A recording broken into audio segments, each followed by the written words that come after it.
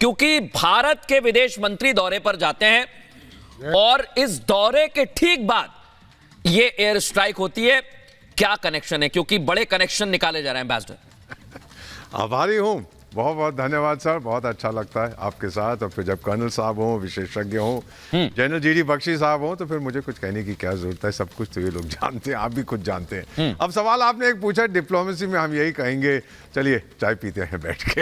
In other words we are not going to answer this. Doctor S Jaishankar गए हैं, जो हुआ सो हुआ। इतना आपको बता देता हूँ कि दिसंबर के महीने में बलूच इंसर्जेंट्स पाकिस्तान से अंदर गए ईरान में, और मेरा ख्याल 10 या 11 पुलिस ऑफिसर्स को मार दिया।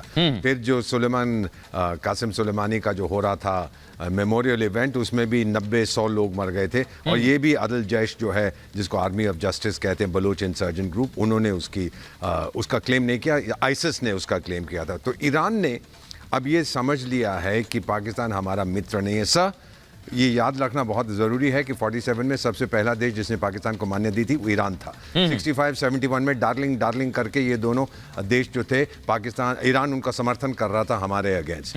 लेकिन उसके बाद उनको डर लगने लगा कि अगर बलूचिस्तान अलग हो गया पाकिस्तान से, तो फिर हमारे बलूचिस्तान प्रोविंस के लोग भी अलग हो जाएंगे। तो दोनों देशों ने कोऑपरेट किया बलूच इंसर्जेंसी को क्रश करने के लिए, लेकिन भरोसा नहीं था। और आज आप उस लैक ऑफ भरोसे को देख रहे हैं, वो खुले में आ गया है। ईरानी भरोसा नहीं करते पाकिस्तानियों पर, क्योंकि इनका दोगलापन सबके सामने है। और इस बीच एक और जानकारी मिल रही है, एक और बड़ी खबर मैं दर्शकों को बताना चाहूंगा। पाकिस्तान ने ईरान के राजदूतों को निकाल दिया है। एयर स्ट्राइक के बाद पाकिस्तान ने बड़ा फैसला लिया है। और जैसी अभी पैनलिस्ट आशंका जता रहे थे, पाकिस्तान में तो ये होना ही था, लेकिन उसके बाद इस तरह के फैसले लिए जा रहे हैं। पाक ने ईरान के राजदूतों को निकाल दिया है। बड़ी और अहम जानकारी। इरशाद अहमद जी, आपके पास आ रहा हूं, आवाज आ रही हो तो जवाब दीजिए। राजदूतों को निकाल रहे हैं, लेकिन यह बात तय हो गई कि पाकिस्तान में आतंकियों को पनाह मिलती है और हर देश कार्रवाई कर रहा है।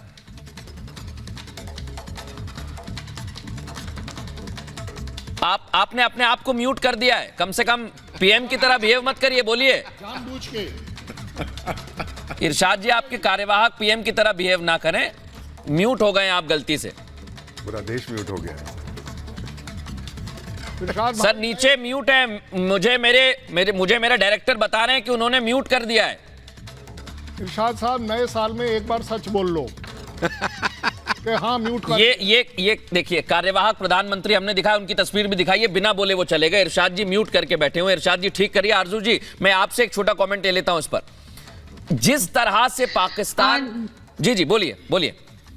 नहीं, आप कीजिए क्वेश्चन। सॉरी, मैं सिर्फ यही पूछना चाह रहा हूं। सर्वविदित हो गया है कि पाकिस्तान में आतंकियों को पनाह मिलती है, और यह सिर्फ एक बार तय नहीं हुआ। जैसे आपने खुद बताया, 2021 में ईरान ने एक बार और हमला किया था, और एक बार फिर वही हाल। इसके बाद बख्शी सर के पास जाएंगे।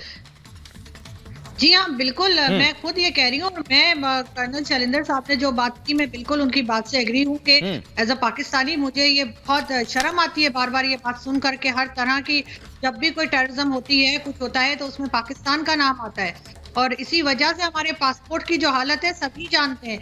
लेकिन मैं ये जरूर कहूंगी कि इस बार पाकिस्तान को सोचना पड़ेगा कि आखिर हमारे सारे नेबर्स हमसे नाराज क्यों हैं। हम किसी दूसरे पे डालकर इस मामले को नहीं झाड़ सकते। और यहाँ पे जिस तरह से इलेक्शंस हो रहे हैं, उसमें भी लास्ट लाइन बोलूंगी कि ये जो जितने टेरर ग्रुप्स हैं, इनमें से भी कई हाफिज सईद के बेटे को परमिशन मिली है इलेक्शन में हिस्सा लेने की। लश्कर जंगी के लोग जो है वो इलेक्शंस में आ रहे हैं। तो आखिर हम क्या मैसेज दे रहे हैं दुनिया को? ठीक है, क्या मैसेज जा रहा है? मैं जनरल जीडी बख्शी सर हमारे साथ जुड़ गए। सर, बहुत बड़ा हमला हुआ और पाकिस्तान ये हमला समझ नहीं आया कि इस पर क्या एक्शन लिया जाए, तो अब आपात बैठक बुलाई जा रही है, कई राजदूतों को बुलाया जा रहा है। बख्शी सर, क्या देखते हैं आप, कैसे समझा जाए इस पूरे हमले को? देखिए साहब, पिछले साल आसिम मुनीर साहब, जनरल आसिम मुनीर साहब, जो पाकिस्तान की आर्मी के चीफ ऑफ स्टाफ है, वो अमेरिका का दौरा गया था। 5 दिन वो वहां घूम रहे थे। कभी विक्टोरिया न्यूलैंड से मिल रहे थे, जिसकी कारस्तानियां अच्छी तरह पूरी दुनिया जानती है कि उन्होंने यूक्रेन में क्या करवाया, और हर जगह उनका जहां भी कोई गदर गफलत होता है उनका हाथ होता है। और उनसे वो मिल के आए, वो उनके डिफेंस सेक्रेटरी इत्यादि से मिल के आए। 5 दिन उन्होंने लगाए अमेरिका में।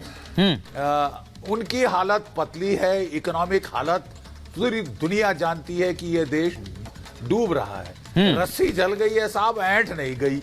दुनिया भर को तंग करेंगे साहब, यानी हम तो मुसीबत में हैं ही, हम दुनिया भर से हमने ठेका ले रखा है ईरान में दखल अंदाजी करने का, भारत में दखल अंदाजी करने का।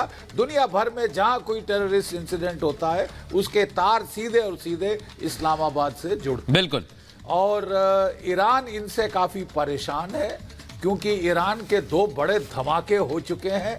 एक तो वो कह रहे हैं कि इजराइल की इंटेलिजेंस एजेंसी मोसाद ने करवाया है ISIS के जरिए, और एक वो कह रहे हैं कि इनके ये जो बालूच, सुन्नी बालूच ग्रुप हैं जिनको पाकिस्तान लगातार पनाह देता रहा है, और ऊपर से कहता है हम दोनों इस्लामी मुल्क हैं, हमारे बड़े गहरे ताल्लुकात हैं, रिश्ते हैं। अब परेशान होकर ईरान ने मिसाइल दाग दिया है इनके ऊपर। अब इन्हें समझ नहीं आ रहा कि ये करें तो करें क्या, क्या रिटेलिएट करें, मिसाइल लॉन्च करें, तो काफी लेने के देने भी पड़ सकते हैं, क्योंकि Iran is no pushover. बिल्कुल ठीक है साहब, जहां तक मिसाइल्स का सवाल है, ड्रोन्स का सवाल है, ईरान बरसात कर सकता है पाकिस्तान और इसलिए बख्शी सर जो आप बात कह रहे हैं, मैं एक छोटा कमेंट। तो बिल्कुल सही कह रही है। बिल्कुल बिल्कुल सर, आपने शिया और सुन्नी का जिक्र किया है। मेरे साथ रंगरेज जी स्टूडियो में मौजूद हैं। मैं जरा खत्म कर लूं। जी जी, आप खत्म करें, आराम से कंप्लीट करें पूरा। हाँ, देखिए मैं कह रहा था कि आरजू काजमी बिल्कुल ठीक कह रही है कि अब पाकिस्तान को अपने गरेबान में झांकना होगा कि पूरी दुनिया हमसे नाराज क्यों है। पूरी दुनिया, एक भारत जो है कभी सर्जिकल स्ट्राइक करनी पड़ती है, कभी बालाकोट में एयर स्ट्राइक करनी पड़ती है, क्योंकि ये बाज ही नहीं आते साहब। इनको दुनिया भर का इन्होंने ठेका ले रखा है कि ये वहां के रिजीम्स को डिस्टेबलाइज करेंगे, विक्टोरिया न्यूलैंड मैडम के काम हथकंडे करेंगे, कभी चीन के हथकंडे, ये लोग उसका मोहरा बनेंगे, उसके लिए पॉन बनेंगे। तो ये तो they are asking now for. बिल्कुल। और बख्शी सर, मैं आपको माफी के साथ रोक रहा हूं क्योंकि एक बड़ी और अहम जानकारी मुझे मिल रही है, और ये जुड़ी हुई है पाकिस्तानी मीडिया से। पाकिस्तानी सरकार ने मीडिया पर बैन लगा दिया है। क्या बैन लगा है ये जान लीजिए। ईरानी हमले की रिपोर्टिंग पर रोक लगा दी है, और एयर स्ट्राइक वाली जगह पर जाने की भी रोक है। यानी जो झूठ फैलाता रहा है पाकिस्तान, अब वो नहीं दिखाया जा सकता, क्योंकि दिखा देंगे तो सच बाहर आ जाएगा, और मीडिया को रोक दिया है। आरजू काजमी जी, एक कमेंट लूंगा, इसके बाद रंगरेज जी आपके पास आ रहा हूं मैं। आरजू जी, किस तरह के फैसले लिए जा रहे हैं? हाँ, देखिए अभी ये न्यूज मुझ तक नहीं आई है और मैं कुछ कंफर्म नहीं कर पाऊंगी कैसा हुआ है, लेकिन हो सकता है कैसा किया गया हो। जब तक सारी चीजें क्लियर नहीं हो जाती, हो सकता है मीडिया को रोका गया हो किसी तरह की न्यूज देने से। वैसे भी टीवी चैनल्स पे सुबह से इसके बारे में कोई खास न्यूज नहीं चल रही थी। लेकिन मैं कंफर्म कर देता हूं आरजू जी, ये आधिकारिक ऑर्डर है, आधिकारिक तौर पर ये ऑर्डर आया है। आरजू जी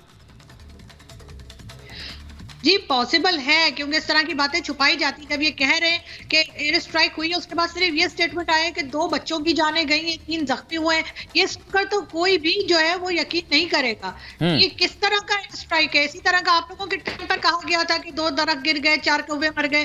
तो ये चीजें तो यहाँ पर कही जाती हैं, और मुझे नहीं लगता कि अब लोग इतने बेवकूफ हैं कि वो इन चीजों पर बिलीव करें। ठीक है, मैं आपके पास लौट रहा हूं। एक सवाल छोटा रंगरेज जी से, मैं कलल शैलेंद्र आपके पास तुरंत आ रहा हूं, क्योंकि शिया और सुन्नी के विवाद की बड़ी चर्चाएं हो रही हैं। और बताइए रंगरेज जी, जब शिया और दोनों मुस्लिम कंट्रीज हैं, लेकिन यहां तो अब आमने सामने आ गए, शिया और सुन्नी का विवाद हो सकता है। देखिए, ये आतंकवाद से जुड़ा हुआ मामला है, और हमारे देश के खिलाफ भी जो है पाकिस्तान हमेशा साजिश करता रहता है, और हमारे बहुत ही उसके लिए तो आज उसको बेनकाब हो गया पूरी दुनिया के सामने कि पहले तो भारत ने भी एयर स्ट्राइक किया था, आज ईरान ने भी कर दिया। हाँ। मगर जैसे ईरान ने वहाँ के फैसले लिए हैं, अपने राजदूत वापस बुला लिए, ऐसे ही हमारे हिंदुस्तान के जो हमारे PM साहब हैं, मोदी साहब, मैं उनसे भी दरखास्त करूंगा कि बिल्कुल बायकॉट कर देना चाहिए पाकिस्तान का।